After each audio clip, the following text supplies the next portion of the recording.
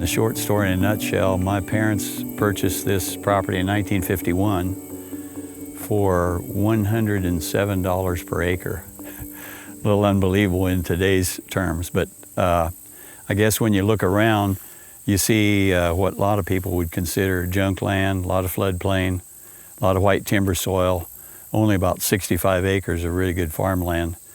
But we made it work, mainly because of cattle and cattle farming. You can grow good grass on pretty poor land, and if it's properly managed, you can make it work by treating your cattle right, treating your grazing right, and studying that all the time and improving on it, and make money on pretty poor land that'll grow grass.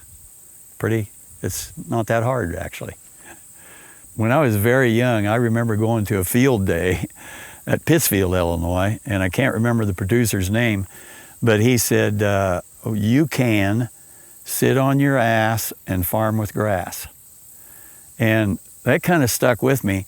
I didn't ever think that was possible, because it is hard work, and you've got a lot of work in maintaining fence and checking cattle and making sure that everything is just so.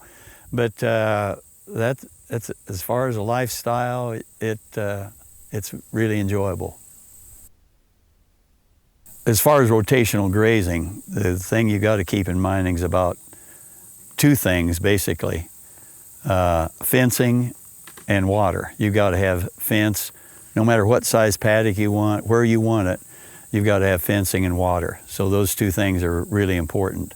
The other thing maybe that would be a good advice is you've got to treat your grass with really good care, and make sure that it rests, make sure that it's not grazed too close, make sure that it's sustained for the next year even better. So you gotta care for the grass.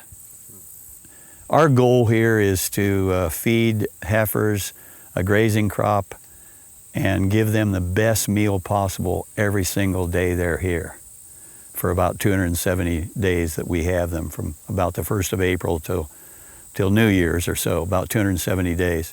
And that's a treat for me to come out here, see a pasture that's about grazed to the height we want it, and the heifers are really meeting me and telling me, hey, we need to move today. We need a better meal, and moving those to a better place where they do have the very best meal they can have every single day.